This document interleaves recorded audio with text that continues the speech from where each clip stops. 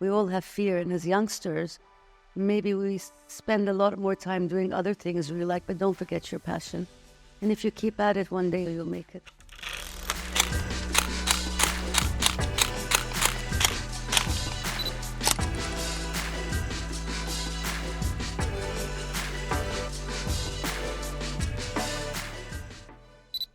I'm Ghada Khunji from the Kingdom of Bahrain.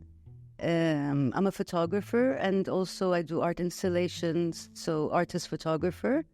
I graduated from Parsons School of Design and the International Center of Photography, both in New York. I used to live there for over 25 years, but now I've returned to Bahrain.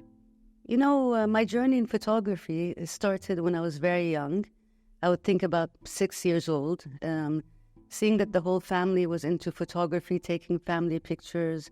And around 8 years old, I was given my own camera, and I started to photograph my brothers and sisters. And then at one point when I was young, I remember opening the suitcase I found, and inside there were all these big sort of negatives, and they had this particular smell to them. And later on, when I took photo class, maybe 20 years ago, I realized that that was the smell of fixer. So back in the day when we used to print, you'd be in a dark room, right? And so that belonged to my mother. And so with all of those negatives, I realized that also my mother was very, very into photography and loved photography. And so when I first left Bahrain, when I was young, I went to study business. But soon enough, I realized that photography is my passion. And so by 1991, I decided to move from Evansville, Indiana, where I was going to college, and ended up in New York to pursue my career in photography. And, you know, like they always say, some things start young, passion starts young, you know, it comes from somewhere. So I think it was in my blood to end up doing photography.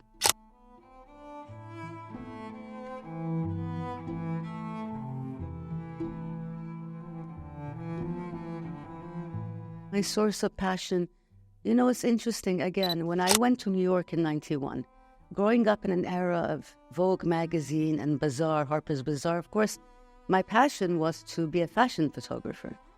And soon enough, I started to work in the fashion industry in New York, sort of getting small little gigs here and there, meeting all the great sort of fashion icons of the time, whether it was Linda Evangelista or Cindy Crawford or the great fashion designers.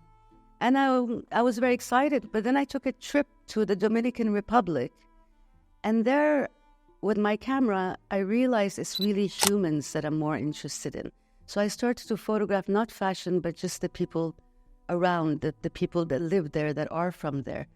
And suddenly the interaction with those people and those photographs, I went and I flipped and I said, no, it's okay, I don't want to do the fashion. I want to actually focus on humanity and telling the stories of people behind the scenes. So since then, which I'm talking, say, 1992, 93, I started to travel to many countries, including Cuba, India, all on my own account, and always staying and traveling with people that are from there. If it means living in their house or being one of them. Because, you know, as a person who loves to photograph humans, you have to be with them.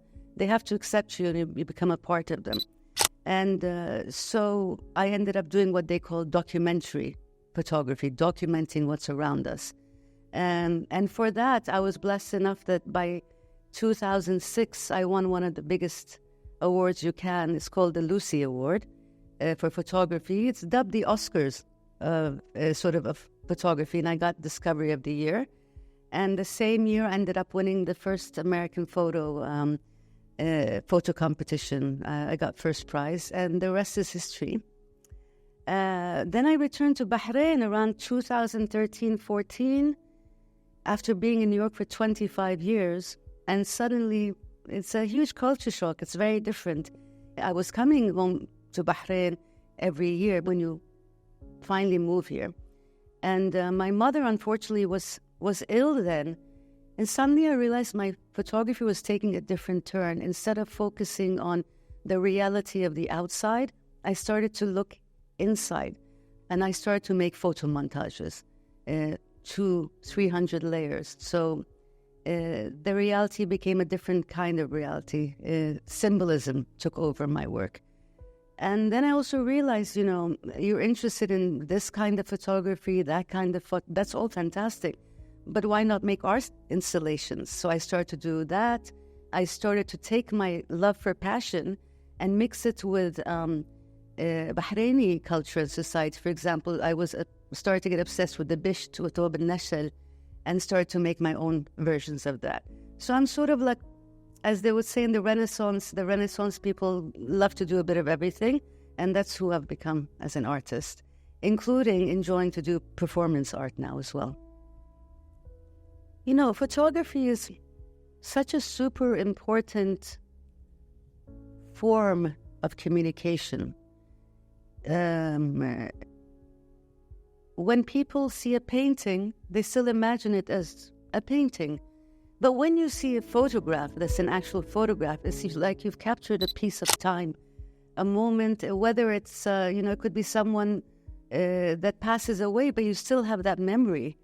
And it's effective because it's real. And it's interesting you're asking me this now because we're living in a world now that AI is taking over. For me, it affects me a little bit because I feel that we're already in a situation that we don't know what's real or not real. And so I still feel old school about, when we used to use negatives, you had 12 chances to get a shot or not. You can't just shoot. And now with the digital era, people shoot as if there's a blindfold. And at the end, they choose one.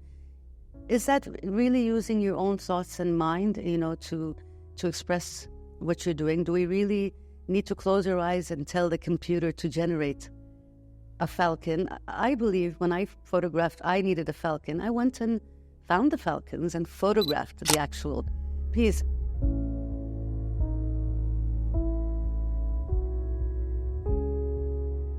Let's focus on Bahrain because we're a small country, but we're beautiful, we're unique, we have our own history. And although it's small, and of course, I've traveled to so many countries, there's so much to photograph in India, but that this little country has so much to offer. For me, it's easy to walk out of my door, look around and fiche. There's something I want to capture. You can go to Manama Souq, you can go to Maharraf Souq and photograph, which is a place where a lot of people are interested, but also go to the villages, go to the seaside, look around, find the people. For me, it's people. What I can get, back, that expression back. So really, I find if we take the choice to look, if we take a chance not to focus on this telephone that we have these days and look outside, there's so much to photograph. So I'm so blessed that it's easy for me here to be even a documentary photographer I wanted because inspiration's everywhere. Well, obviously we're sitting here in this lovely space and the audience that's looking now is getting a glimpse into my studio. Although the idea was to bring the studio, and we're right now at Rawak Gallery in Guful, what it would feel like for a normal person to come and experience a person's studio. So that's an exciting concept because a lot of times we as humans are interested in what the writer's room or someone you care about or you're inspired by, you wonder what happens in that studio, where do these ideas come from? So this is such a good exhibition to sort of express that. I've been also part of the annual show, which this year will be the 50th, which shows you how long Bahrain has been, in the art scene. So there's quite a few opportunities here. But at the same time, it's important that I'm also showing my work outside. So at the moment, as we speak, I'm also simultaneously in Dubai at the Women's Pavilion for COP28. I'm in the Middle East Institute in Washington, D.C. at the moment. And in a couple of days, I'll be showing at the London Art Fair. So, a little bit of something everywhere, which is good. It's so lovely to share, not just within your region, but the outside world as well, to understand what we're doing and, the talents of our countries.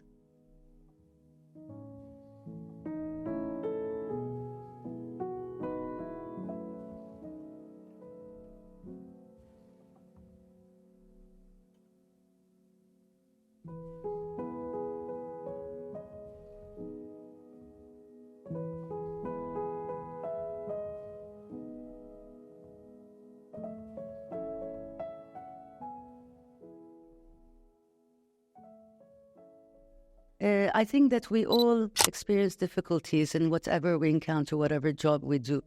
But the important thing is to never give up, you know. I always thought, you know, you don't want to be what we call a one-hit wonder.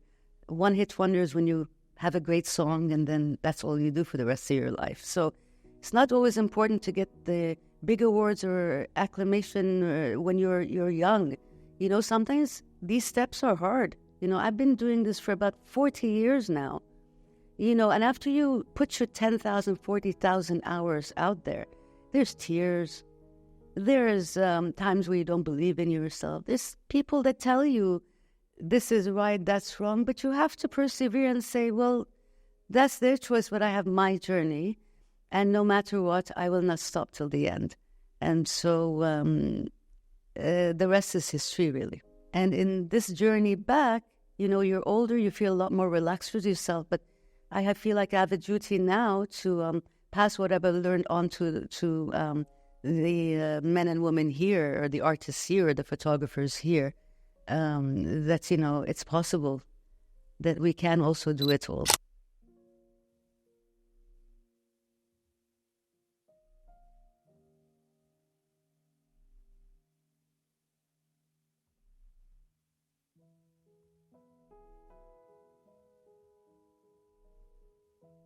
If you ask me that quickly, I'm going to say mother. You never know that until years go by. You don't know. But what I loved about my mother, she never told me, هذه غلط ولا. And even till the end of her life, if I needed her to be in my photograph, because I became really attached to telling the story of motherhood and how special it is, she was always excited. It didn't matter if she was hurting or not feeling well, she would still be there for me and tell me how proud she was and accept the kind of work I was doing. So mother, family, life, friends, all of it really made me who I am today. While I was in New York, every time I came home, I would photograph Bahrain, photograph. And for the longest time, I couldn't quite get it, right? But then when I moved back around 2013, I was about to do a show at Bin Matar house with the Sheikh Hamay. And I decided to do a series on Bahrain called Within the Shadows, because Bahrain has magnificent lights and darks, and sometimes regret what's really in the corners of the darkness or the shadows. So I just literally went out with my camera, you know, over and over, whether it was Maharaj or Manama or wherever I was, or even a cat crossing the street, because cats are also potent. Yeah, so there's beauty, there's sensitivity in all of Bahrain. So what I did was I called it Within the Shadows, and it was reminiscent of a photographer, late great Robert Frank, that had gone to America years ago and made the book The Americans. What was interesting is because I lived in New York or abroad for over 25 years, when I came back to Bahrain, everything looked fresh to me. So everything was pretty and exciting to me. And that's the way, if we look at things with fresh eyes, you'll see the beauty everywhere. So for me, discovering the palm trees or the Bahraini sea water, the people and the way they dress and the way they're sweet, I captured those little moments and put them together.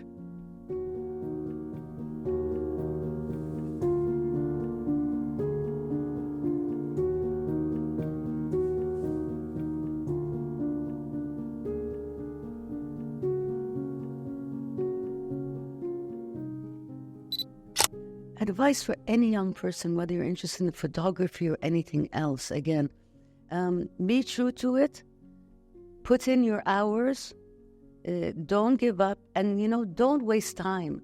Because all of us, we're young, we're like, I want to do this, I have this dream. But how many of us actually do it? How much time do we waste on the side by not doing these things? And don't waste it. Do as much as you can, because one day you're going to be too old to be doing all of that. It will be too late, you know. So my advice is pay attention. Don't just pay attention to your phone. Look around. Use your eyes. Use your imagination. Think and believe that you can be the best you can. Always dream high. If you dream high, what's the worst that can happen? You'll still be great, you know. So go for it. Don't be shy. I have this great card that's sitting there on my board that says everything you want is on the other side of fear. We all have fear, and as youngsters, maybe we spend a lot more time doing other things we like, but don't forget your passion. And if you keep at it, one day, inshallah, you'll make it.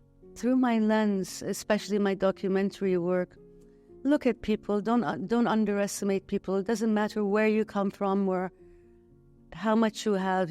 Money and things are not important. Be humble. My message is everyone's beautiful in their own way. And I hope my pictures will portray that it doesn't matter where you come from. To me, in my eyes, you're all equal and you're all beautiful and powerful. If my life was an episode or a movie, I would call it, I Am Woman, Hear Me Roar.